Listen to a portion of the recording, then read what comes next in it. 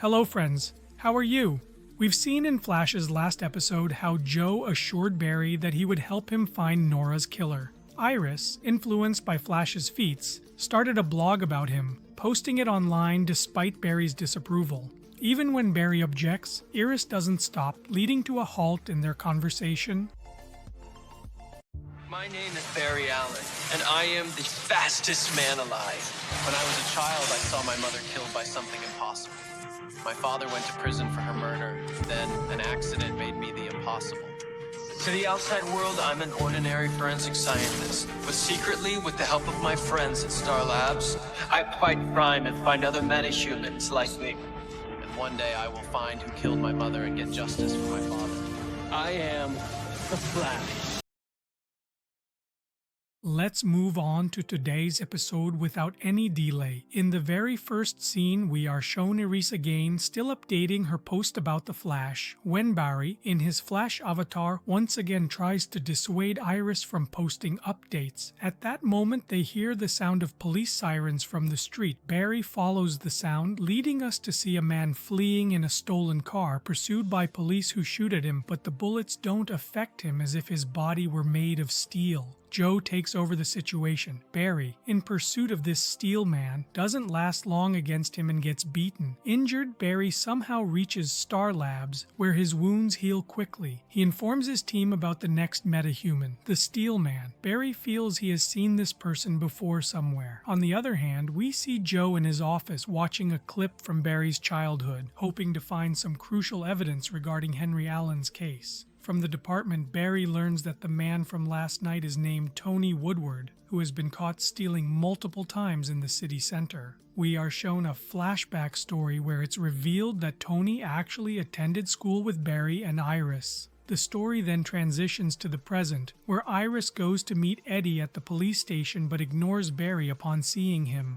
Meanwhile, Joe seeks Dr. Harrison Wells' assistance with Henry Allen's case. Dr. Wells advises Barry that if he wants to defeat Steelman, he needs to practice more. Then, Eddie calls Barry, asking him to come to the location of last night's encounter between Barry and Steelman. Barry confronts Steelman, where Tony, abandoning his car, flees. During the investigation, Barry collects a soil sample from the car and follows the lead to the company name found on 2 drums, tracking down the theft's origin. A person starts running upon seeing Tony's picture, leading Eddie to catch him. The scared man claims innocence, revealing that 10 months ago, he and Tony were working together in a factory where after a sudden dismissal by their boss, Tony violently retaliated. Due to bad weather, a short circuit occurred and Tony, slipping off the railing, fell into hot molten steel, supposedly killing him. Since then, the factory has been shut down.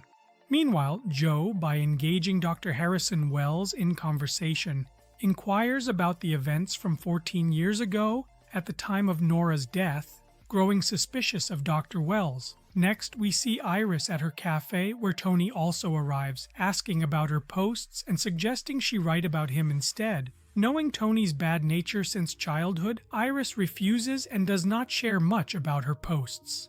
In anger, Tony breaks Iris's phone, and Iris, realizing something is wrong upon seeing Tony's steel hand, decides she needs to act. Just then, Tony sees his photo on the news in the cafe and quickly leaves. Barry, from Star Labs, finds out that the soil sample contained metals used in the closed factory, suggesting Tony might be hiding there. Caitlin shows Barry Iris's latest update post, where she asks Flash to meet her. Barry, as Flash, meets Iris, who tells him about seeing Tony transform into steel in school and about Tony's threat to make her write posts praising him. Barry becomes angry upon hearing about the threat to Iris. Without consulting his team, Barry informs them that he is heading to the stone factory, where he and Tony had their confrontation. Barry fortunately finds Tony's hideout, but once again, Tony overpowers him and escapes. Shortly after, Caitlin arrives to take the injured Barry back to Star Labs, where the team explains to Barry that defeating Tony won't be easy. They suggest that if Barry uses his super speed to hit Tony with all his might in one go, it might work.